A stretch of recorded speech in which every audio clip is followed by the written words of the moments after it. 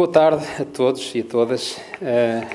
Naturalmente, enquanto convidado, quero obviamente agradecer o amável convite, que muito me alegra estar aqui, à professora Lídia Palma. É um prazer poder vir partilhar convosco o pouco que sei de tecnologias da saúde. Como foi dito, a minha formação é radiologia, efetivamente. Sou vice-presidente da Escola Superior de Tecnologia da Saúde de Lisboa e, obviamente, tenho, de alguma forma, responsabilidade sobre a formação, no geral, em tecnologias da saúde.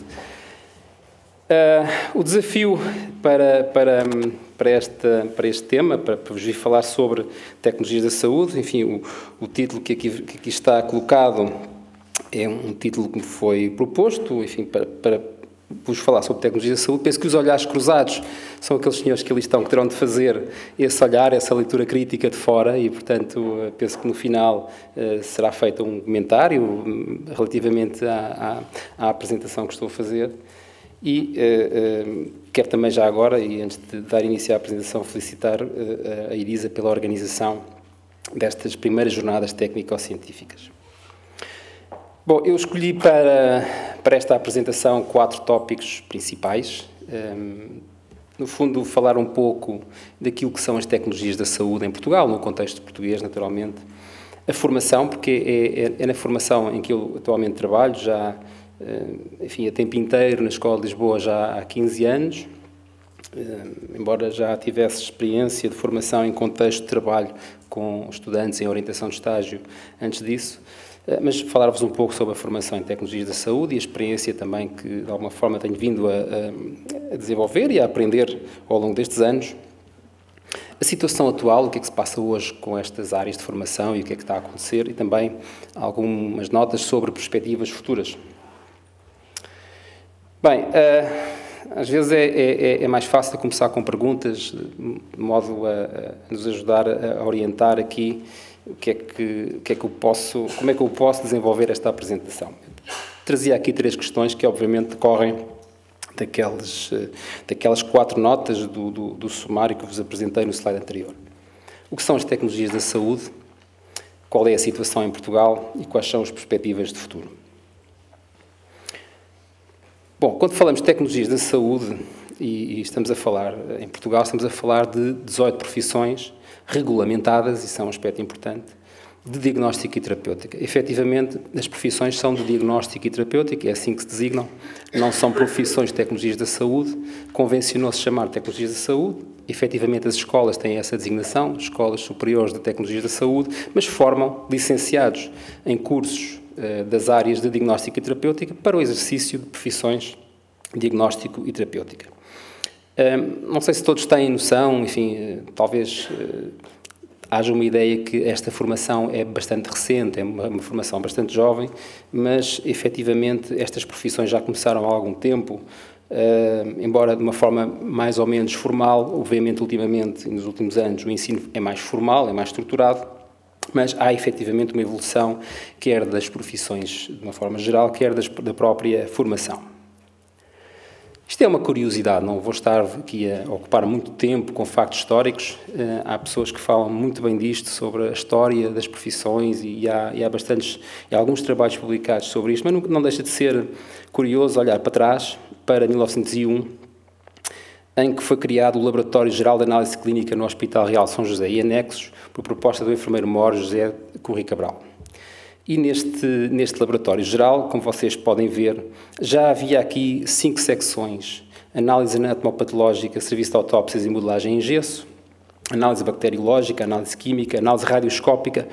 Em 1895, por exemplo, tinham sido descobertos os raios-x, e, portanto, Röntgen, com essa descoberta, trouxe, enfim, um contributo extremamente importante para a medicina, porque passou a ser possível olhar para os corpos sem ser necessário abrir os corpos, e, portanto, através da radiação X conseguimos olhar para dentro dos corpos. E, portanto, logo após essa descoberta e estes desenvolvimentos científicos da época, foram criadas estas secções neste Hospital São José, e também a secção de eletrodiagnóstico e eletroterapia. Poderíamos dizer que este laboratório estaria, digamos assim, um pouco na origem ou na gênese da matriz socioprofissional de 5 das atuais profissões: análises clínicas, técnicas de análises clínicas, anatomia patológica, fisioterapia, radiologia e cardiopneumologia. pensamos que poderemos fazer este tipo de raciocínio. Ainda existia uma menção à existência de preparadores e auxiliares de serviços farmacêuticos, os técnicos de farmácia. Enfim, como vos disse, isto é uma história que está muito bem contada num livro que a Escola Superior de Tecnologia da Saúde de Lisboa publicou em 2006, onde fui encontrar este referencial mais antigo, digamos assim. Como é que evoluiu, então, a formação, ou as profissões, peço desculpa, ao longo do tempo?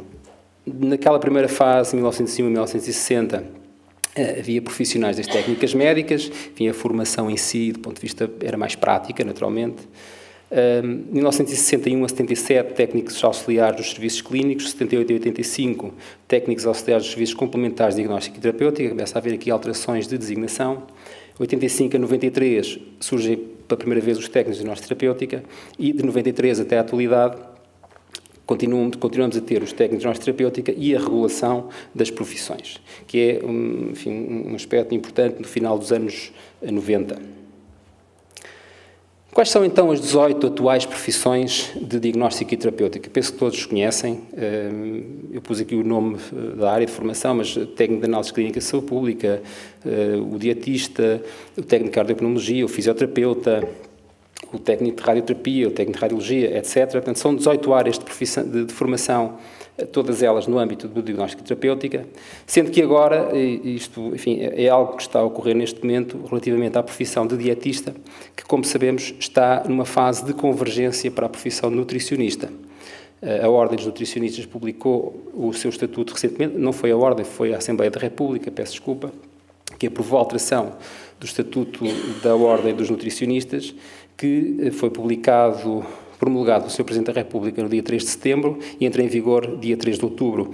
E, portanto, essa alteração importante da Ordem dos Nutricionistas traz-nos uma novidade, que é a convergência da profissão de dietista. Essa profissão tem sido, nos últimos anos, regulada pela Ordem dos Nutricionistas, mas está a acontecer uma transformação, efetivamente, uma convergência da profissão de dietista para nutricionista. Portanto, não sei se no futuro se manterá este panorama das 18, se serão 17, e o que é que irá acontecer depois relativamente a todas as outras. Mas isso é um assunto que, obviamente, compete a quem de direito discutir.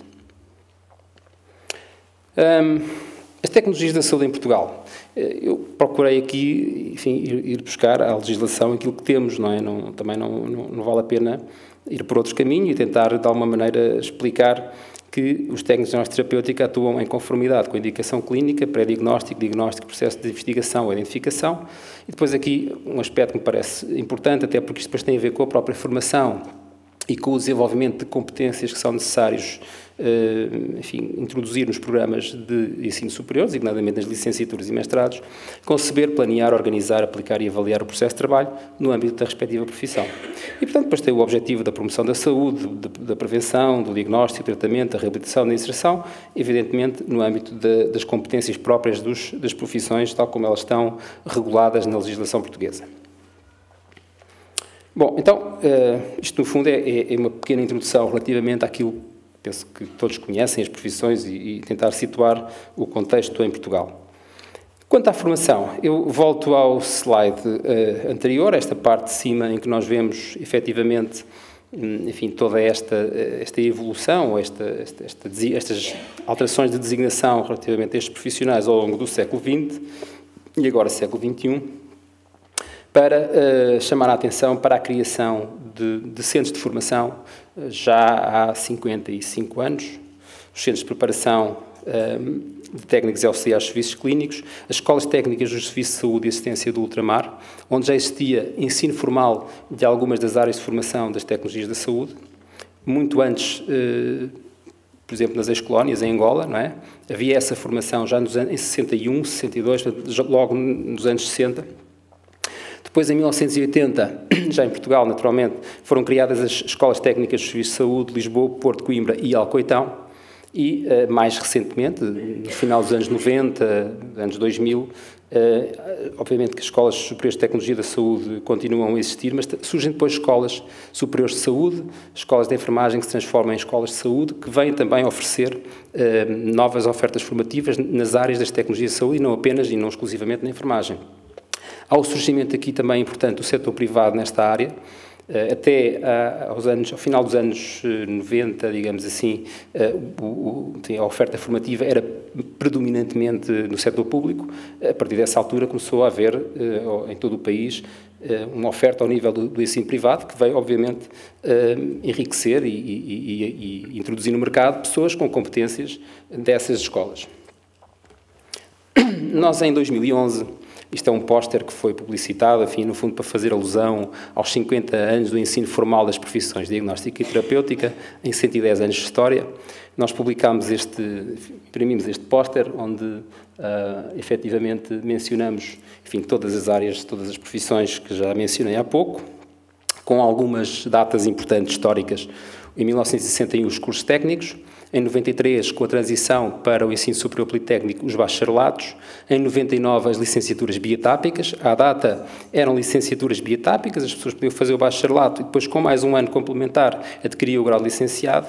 E depois, já em 2008, foi depois do processo de Bolonha, as licenciaturas passaram a ser chamadas ciclo único, de 4 anos de duração, tal como existem hoje. Em 2005 passou a ser possível a oferta de mestrados e doutoramento nestas áreas, obviamente que os doutoramentos em parceria com as universidades, mas os primeiros mestrados também foram em parceria com as universidades, mas a legislação, entretanto, alterou e é possível hoje, às escolas do ensino superior politécnico, como sabemos, conferir o grau de licenciado e de mestre, exceto o grau de doutoramento, que é exclusivo das universidades. Pronto, estas são as datas que nós temos da criação das escolas, Lisboa, Porto e Coimbra, 1980 e Alcoitão.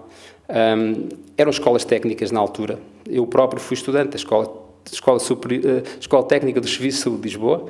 Eu fiz o curso entre 88 e 91, já na altura era um curso de 3 anos, fiz a minha formação em Radiologia. Depois, enfim, as pessoas da altura podiam requerer as equivalências ao grau de bacharel, porque os planos de estudos eram reconhecidos como tal, e depois, obviamente, que cada um fez a sua progressão académica. Obviamente que hoje em dia existe um requisito importante nas escolas, que é a formação a nível de doutoramento ou de especialista, que já é, enfim, uma outra lógica também de desenvolvimento nestas áreas de profissão. Eu trazia aqui alguns dados recentes, enfim, da minha escola. Acho que isto é importante para nós tentarmos perceber o interesse que estes cursos despertam nos candidatos. Até porque, obviamente, se os cursos não tiverem candidatos nem interesse, tenderão a morrer e, portanto, nós temos que ir acompanhando e percebendo qual é a procura que a população jovem, e não só, porque os cursos não são apenas destinados aos jovens, mas digamos que no Concurso Nacional de Acesso é por aí que entra a maior parte dos estudantes. Nós temos vindo a acompanhar, enfim, tem havido aqui, obviamente, um número importante de candidatos à Escola de Lisboa, e temos a falar do período que vai 2005-2006, portanto temos aqui um período de 10 anos letivos, em que há aqui umas pequenas flutuações, umas pequenas variações. Nos últimos 2 anos não foi só um problema da escola pública, naturalmente, mas isto aconteceu a nível do acesso de todas as áreas de formação, e, portanto, houve um decréscimo muito importante dos candidatos ao ensino superior e, obviamente, a Escola de Tecnologia da Saúde de Lisboa, a Escola Superior de Tecnologia da Saúde de Lisboa, não foi exceção à regra e, portanto, também tivemos uma perda e uma procura menor. Sendo que o ano passado começaram a surgir os primeiros números preocupantes. Para nós, obviamente, estes números, enfim, são bons, como é evidente, porque temos estudantes, mas são números que, pela primeira vez, baixámos os 2.000 candidatos. Tínhamos 12 licenciaturas. Este ano, felizmente, os números voltaram a subir e, se repararem, temos também mantido mais ou menos o mesmo número de candidatos, de vagas, digamos assim, para os candidatos que nos procuram. A maior parte dos cursos tem tido, obviamente, uma procura interessante, mas há 2 cursos que, ultimamente, têm revelado alguns problemas ao nível da procura, que este ano parece que está um pouco mais atenuado. Como vemos, nós, até 2012, 2013, conseguimos preencher todas as vagas na primeira fase de candidatura, ou seja, todos os estudantes que eram candidatos eram colocados. A partir de 2013, 2014, já não foi bem assim, já começámos a ter número de colocados inferior ao número de vagas que nós tínhamos disponível. Portanto, isto já começa a ser um indicador que, obviamente, nos interessa perceber o que é que vai acontecer daqui para a frente, porque percebemos que poderá haver menos estudantes, portanto, as escolas têm que ter, obviamente, estratégias de captação de alunos e de perceber estas tendências. Por outro lado, dá-se um fenómeno interessante que é os alunos que são colocados em primeira opção têm, de alguma forma, vindo a aumentar, ou seja, há um conhecimento social maior dos cursos, da escola. Temos também, obviamente, feito um esforço no sentido de chegar à população nesse sentido e temos verificado que tem havido aqui, enfim, algum aumento, digamos assim, do número de estudantes colocados em primeira opção. Há um indicador interessante que nós estamos a calcular agora, que é o índice de força dos cursos. Esse índice de força representa, tão simplesmente, o número de candidatos em primeiro lugar, ou seja, pessoas que pretendem ir para aquele curso específico como primeira opção, face ao número de vagas que são oferecidas. E se nós olharmos e vamos ver aqui, por exemplo, curso de fisioterapia, é o curso com maior índice de força na escola, tem um valor de 3,58, ou seja, o número de pessoas que querem o curso de fisioterapia é bastante superior a todos os outros cursos. Se olharmos, por exemplo, para o curso de saúde ambiental, que é onde temos tido problemas nestes últimos anos, verificamos que não há pessoas interessadas no curso de saúde ambiental, por razões que muitas vezes não se compreendem, porque o ambiente é, de facto, uma área importante e fundamental para todos nós, mas, efetivamente, temos tido alguns problemas aqui em termos desta oferta formativa, que neste momento estamos a reorganizar, de modo a que essa oferta formativa possa ser mais interessante e possa, no futuro, vir a captar mais candidatos. Curiosamente, surgem agora novas ofertas formativas, que eu já falarei mais à frente, o curso de Ciências Biomédicas Laboratoriais, o curso de Fisiologia Clínica, o curso de Imagem Médica e Radioterapia, que são cursos que resultam da junção de cursos que nós tradicionalmente tínhamos em funcionamento e que existiram desde sempre no ensino em Portugal, que têm valores de índice de força bastante interessantes, sendo que o valor da escola é 1,25, que é representado por esta linha, nós podemos verificar que o curso de CBL tem 1,98, o curso de Dietética e Nutrição 1,97, Fisiologia Clínica 1,25, que é igual à da escola, o de MRT tem um valor de 0,97, ou seja, se o valor for 1, significa que o número de pessoas que procuram o curso em primeira opção, de candidatos, não é de colocados, é de candidatos, é o mesmo número das vagas que nós disponibilizamos. E, portanto, estes indicadores permitem-nos aqui perceber o interesse e quais são os cursos em que nós, efetivamente, temos que atuar melhor para conseguirmos ir buscar mais candidatos para que a escola, obviamente, tenha sustentabilidade futura. Qual é, então, a situação atual? Bom, eu já referi isto há pouco. Desde 2008, com o processo de Bolonha e toda a transformação que decorreu a nível nacional, não foi só nos cursos das tecnologias da saúde, foi toda a legislação, todo o ensino superior em Portugal, sofreu alterações decorrentes do processo de Bolonha. Houve algumas áreas, e a saúde foi uma exceção, portanto, os cursos em regra têm 3 anos, como sabemos, de licenciatura. O caso das tecnologias da saúde são cursos de 4 anos, desde que incluam 60 ECTS, ou seja, um ano letivo, digamos assim, em estágio clínico. E, portanto, desde 2008, a reconfiguração que foi feita foi a transformação dos cursos biotápicos para os cursos de ciclo único, 240 ECTS, 4 anos, em que, obviamente, importa desenvolver competências no âmbito desses cursos, quer instrumentais, interpessoais, sistémicas. Isto foi bem descrito, está bem documentado em termos dos documentos que foram produzidos na altura. E, portanto, para cada área de formação isto está devidamente estruturado e descrito.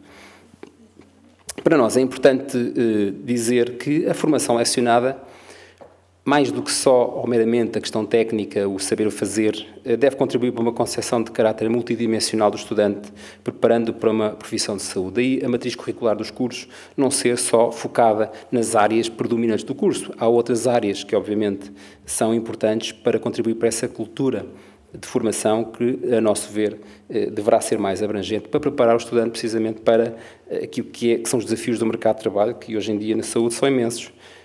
Eu costumo dizer aos meus alunos que eles têm que aprender a trabalhar com equipamentos que não existem hoje. Isto parece um bocadinho absurdo, não é? Mas eles não podem daqui a 10 anos chegar ao pé de um doente e dizer: olha, desculpe lá, eu não lhe posso fazer o exame porque quando eu tirei o curso não havia este exame, não é?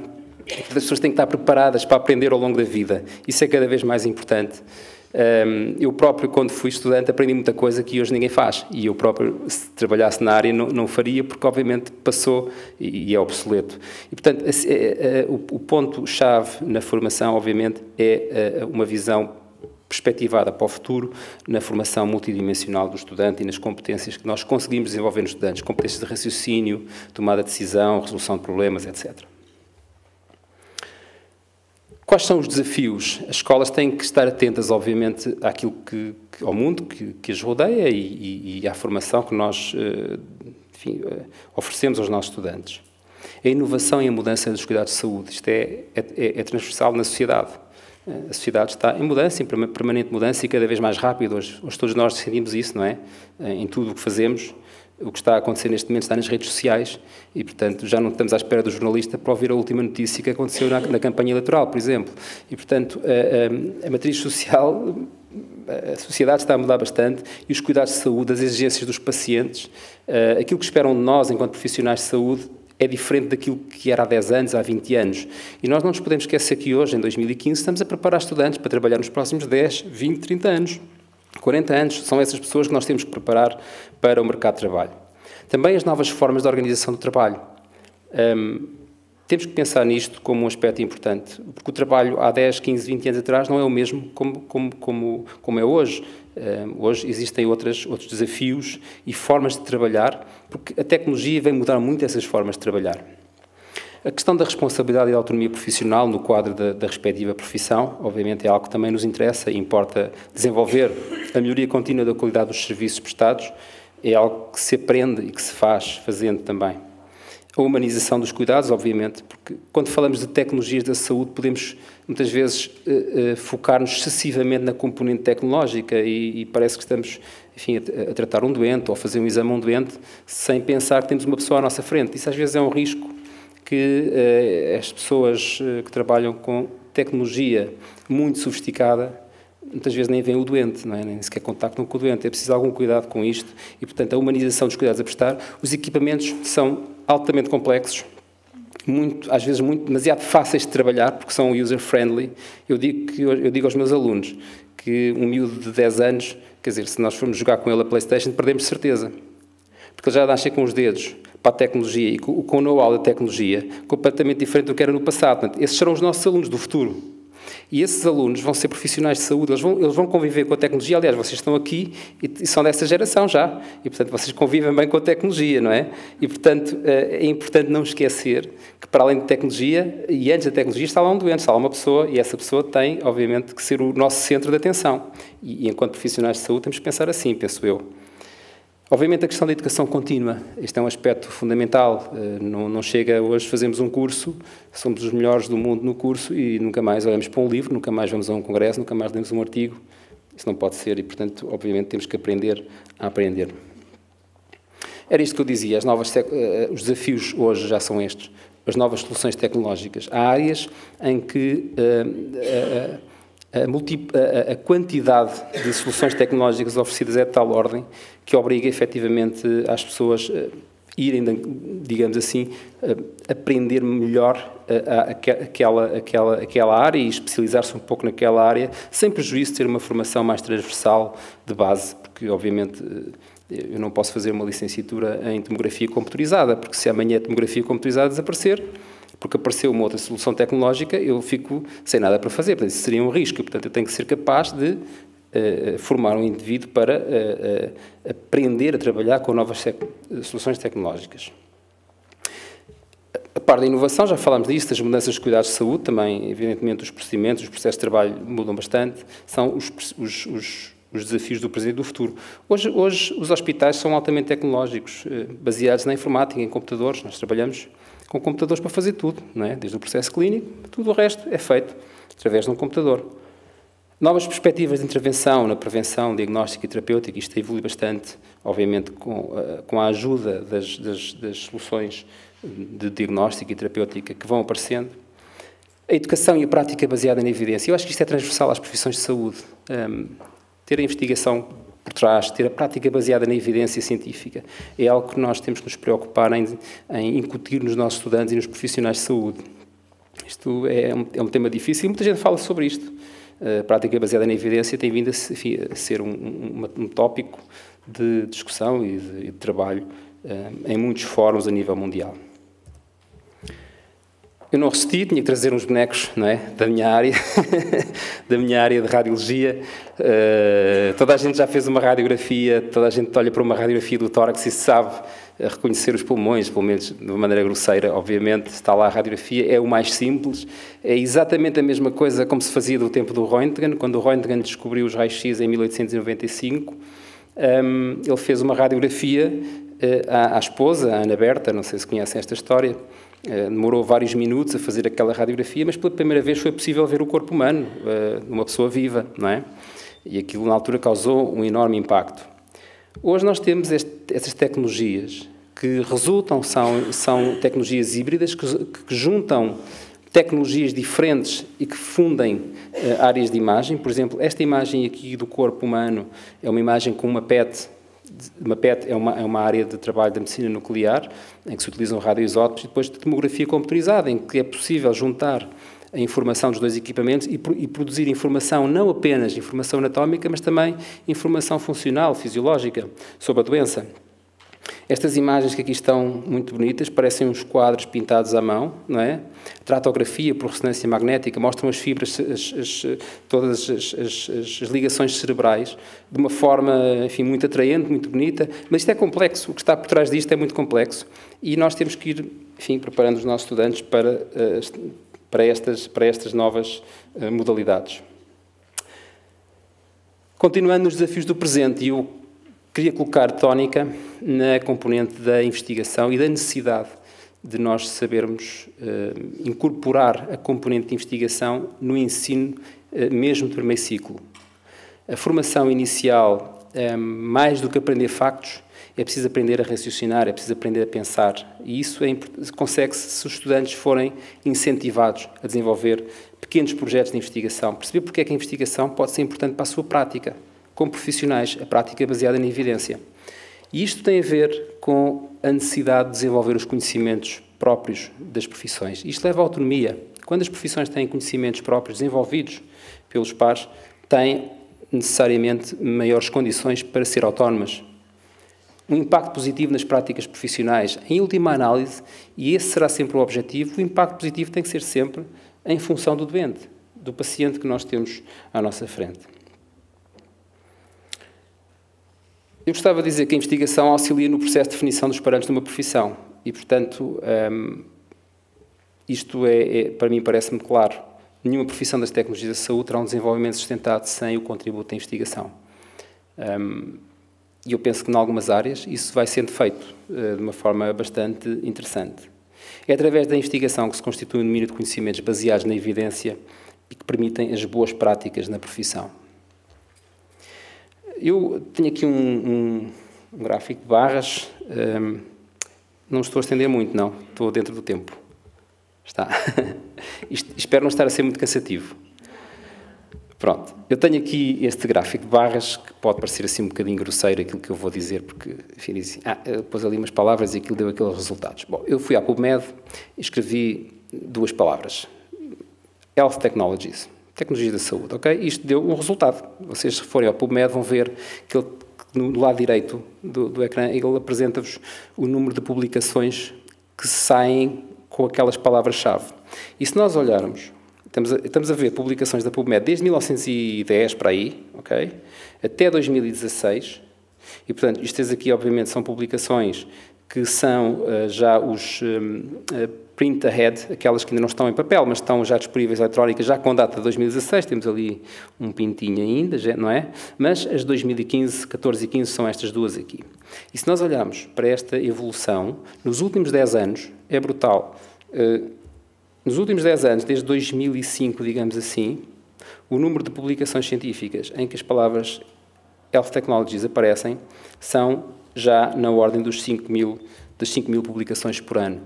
Obviamente que se formos mais refinados, se formos tornar a pesquisa mais afinada, mais precisa, não teremos estes números desta dimensão. Mas, efetivamente, há muita coisa que está a ser feita a nível global e a Medline é um bom indicador para nós percebermos que, efetivamente, nos últimos 10 anos, há cada vez mais publicações relacionadas com tecnologias, com equipamentos em saúde, com áreas tecnológicas.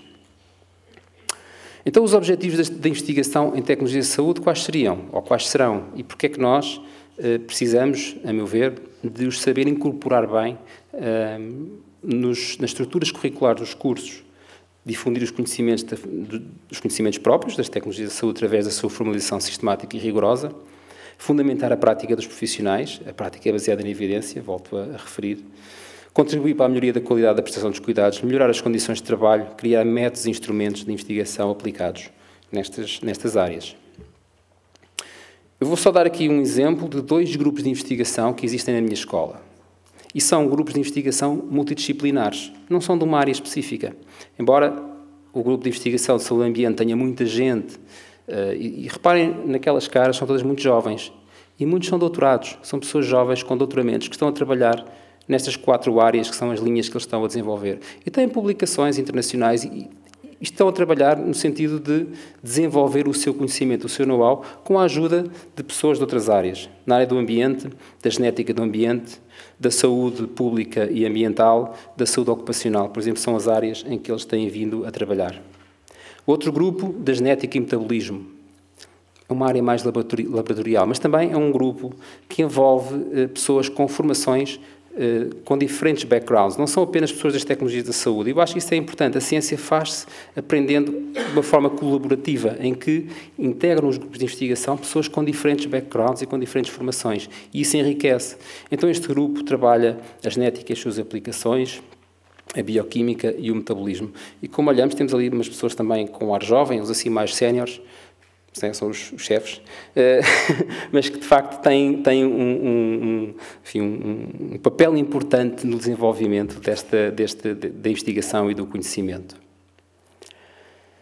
A formação superior ou o ensino superior em tecnologias da saúde, se quisermos pensar assim, surge porque, obviamente, temos aquelas competências das profissões que estavam descritas anteriormente, e, obviamente, isto não acontece apenas cá. De maneira geral, em todas as áreas de formação, com exceção de um ou outro país, e às vezes acontecem em situações diferentes, a formação é de nível superior nestas áreas, na saúde. Portanto, é preciso evidenciar o papel dos profissionais desta área como agentes indispensáveis para a melhoria da qualidade em saúde e na eficácia e da prestação dos cuidados de saúde.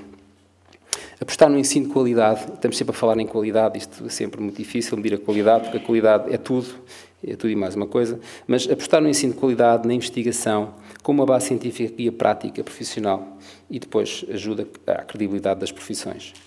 E temos de ser capazes, enquanto formadores, enquanto responsáveis das instituições, pelo menos é assim que eu procuro e que vejo as coisas, temos de ser capazes de desenvolver um modelo de ensino capaz de dar resposta às necessidades do nosso sistema de saúde, tornar os profissionais cada vez mais aptos no seu desempenho e contribuir com soluções para que os problemas que os doentes enfrentam possam cada vez ser mais minorados. Isto eu já falei há pouco que nós estamos numa fase atualmente de reconfiguração, de alteração da oferta formativa, precisamente pelos pressupostos que temos vindo a apresentar atrás. Na Escola Superior de Tecnologia da Saúde de Lisboa, à semelhança do que aconteceu noutras escolas, os cursos de análises clínicas de saúde pública e de anatomia patológica vêm dar origem a uma nova licenciatura, a licenciatura em Ciências Biomédicas Laboratoriais. Há várias escolas no país já com esta oferta formativa, que começou algumas o ano passado, outras começaram este ano, já como propostas de oferta primeiro ciclo nesta área laboratorial. Depois, a licenciatura em Fisiologia Clínica, que resulta da junção dos cursos de Cardiopneumologia com Neurofisiologia. Embora Neurofisiologia só existisse numa escola, penso eu. E depois a licenciatura em Imagem Médica e Radioterapia. Esta resulta da junção de 3 cursos, tradicionalmente, que existiam desde sempre, digamos assim, em muitas escolas, que é o curso de Radiologia, a licenciatura em Radiologia, a Medicina Nuclear e a Radioterapia. Portanto, neste momento nós temos uma formação mais abrangente nestas áreas. A escola tinha 12 cursos, como eu disse há pouco, e agora passou a ter 9. Em resultado destas junções, e nós pensamos que no futuro iremos formar profissionais com as características que eu tenho estado aqui a tentar apresentar e descrever. Relativamente à questão da dietética, por exemplo, eu há bocado estava a falar nisso, não é? Porque a dietética, como eu disse no início, era uma profissão que estava em transição no sentido da convergência para a profissão nutricionista. E isto pode vir a ter importância ao nível da oferta formativa que se faz nas escolas, em termos da própria formação. Nós não sabemos muito bem ainda, mas parece que a Ordem estará a trabalhar num documento para que dê orientações às escolas, no sentido de formar com determinado padrão os futuros nutricionistas. Perspectivas futuras, e já não vou demorar muito mais tempo, penso que já estou a falar há 35 minutos, já um bocadinho. Perspectivas futuras, sempre tendo em atenção a evolução dos modelos de formação inicial face ao contexto do mercado de trabalho. O mercado de trabalho temos que compreender o mercado de trabalho e perceber como é que os modelos de formação se podem melhor encaixar e melhor adequar a esse mercado de trabalho na saúde, que, como sabemos, tem sofrido alterações importantes nos últimos anos. Dá destaque à questão da formação ao longo da vida. Os profissionais de saúde não podem ficar com a formação da escola, da licenciatura e nunca mais estudam. E, portanto, esta formação ao longo da vida é extremamente importante para a atualização de conhecimentos e para, obviamente, um melhor desempenho da profissão, digamos assim. Há 3 aspectos que me parecem fundamentais, então, e que as escolas e os cursos têm que preocupar: a questão da investigação, e falei já subejamente sobre o assunto, a questão da internacionalização. Eu não estou a falar só do programa Erasmus, estou a falar da internacionalização numa lógica de sermos capazes de nos tornarmos competitivos com o estrangeiro e sermos capazes de captar estudantes estrangeiros. Há imensas escolas a fazer isto noutras áreas, na gestão, na economia, e eu penso que a saúde pode ser uma área também importante, porque isto também vai ajudar à sustentabilidade das próprias escolas. Nós exportamos imensos licenciados para o Reino Unido, porque o Reino Unido não forma em número suficiente para as necessidades. Nós exportamos pessoas extremamente qualificadas, e eu não estou a dizer com isto que ainda bem que mandamos toda a gente embora, não é nada disso, ok? Estou apenas a dizer que temos que ser capazes de dar uma formação para que as pessoas possam optar e ter opções de trabalho mais abrangentes, se quisermos dizer assim. A questão da interação com a comunidade é outro aspecto que também me parece importante incluir e incutir nos estudantes. Os desafios do sistema baseado em 2 ciclos, licenciatura e mestrado. A licenciatura, obviamente, como o elemento de acesso à profissão, o mestrado numa lógica, eventualmente, de especialização, de orientação para uma área profissional mais precisa. Penso que estas coisas poderão caminhar um pouco nesse sentido. E eu refiro aqui os 3º ciclos de doutoramentos por uma razão simples, é que não há investigação sem doutoramentos. Se queremos apostar em investigação e em desenvolvimento, a ferramenta, o grau, digamos assim, que é necessário para se liderar um projeto de investigação, uma equipa de investigação, é necessário ter uma graduação ao nível de doutoramento para que isso, de facto, possa acontecer. Para além disso, há um aspecto relacionado com a qualificação dos docentes. Hoje em dia, as regras que obrigam a que os cursos possam funcionar passam pela qualificação do corpo docente. E a questão dos doutoramentos, também em áreas ou áreas afins às tecnologias da saúde, para o caso dos cursos de tecnologias da saúde, é um aspecto que as escolas, obviamente, não podem descurar. Planos de estudos elaborados com base nos resultados da formação e nas competências a adquirir. A questão das competências é um aspecto, parece-me, determinante. Nem sempre é fácil, mas temos que caminhar nesse sentido. A aprendizagem centrada no estudante, mais do que centrada no professor, em que o professor fala, e o estudante às vezes ouve, outras vezes nem por isso. Portanto, o estudante tem que ser o agente ativo da aprendizagem, tem que aprender a fazer, tem que se desenvolver, tem que evoluir. A adoção de metodologias de ensino ativas, e isso tem a ver com a aprendizagem centrada no estudante. Metodologias de ensino ativas que promovam a autonomia, o raciocínio, a capacidade crítica, a resolução de problemas. Digamos que estes são os grandes desafios: a investigação, a dimensão social, incorporar isto também nos nossos cursos, com os nossos estudantes, a cooperação institucional, a mobilidade na Europa e no mundo. São, penso eu, alguns dos desafios que eu vejo como importantes. Bem, e para terminar, 3 pontos, muito simplesmente. 115 anos de profissões, porque já estamos a contar desde 1901, não é? Quando foi criado o laboratório no Hospital São José. 115 anos das profissões, com as suas características ao longo dos anos, naturalmente. Isso também tem a ver com o contexto social do país e não só. 55 anos de ensino formal, também com, enfim, diferentes características. Obviamente, nos últimos anos, desde 1993 até agora, no contexto do ensino superior politécnico, não saberemos o que é que poderá vir a acontecer nos próximos anos, mas tem que se estar atento às tendências e àquilo que vai acontecendo. A reorganização da formação inicial e pós-graduada face à procura e às novas exigências do mercado de trabalho é um aspecto importante que as escolas e que nós temos que estar atentos. A investigação, a internacionalização, a interação com a comunidade como determinantes do desenvolvimento e sustentabilidade futura das profissões de diagnóstico e terapêutica, aquilo que chamamos as tecnologias da saúde.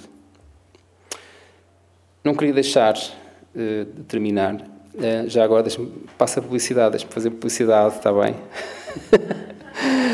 Porque no dia 12, 13 e nos dias 12, 13 e 14 de novembro vamos organizar o 7º Encontro Nacional das Ciências e Tecnologias da Saúde. É um encontro que tem já vai no 7ª edição. Começámos com isto em 1993, salvo erro. Pronto, é um encontro das pessoas que estão interessadas em partilhar experiências, conhecimentos. Para terem mais informação sobre o encontro é fácil, é ir ao site da escola. Estamos abertos, naturalmente, à submissão de trabalhos científicos. É interessante aparecerem, vocês são estudantes. Há também uns workshops destinados a estudantes, se calhar pode haver interesse, quem estiver interessado, é uma questão de irem lá ver e participem, se quiserem, se gostarem. E não vendo mais o meu peixe, acho que terminei por aqui. Muito obrigado pela vossa atenção. E estou disponível para outras questões.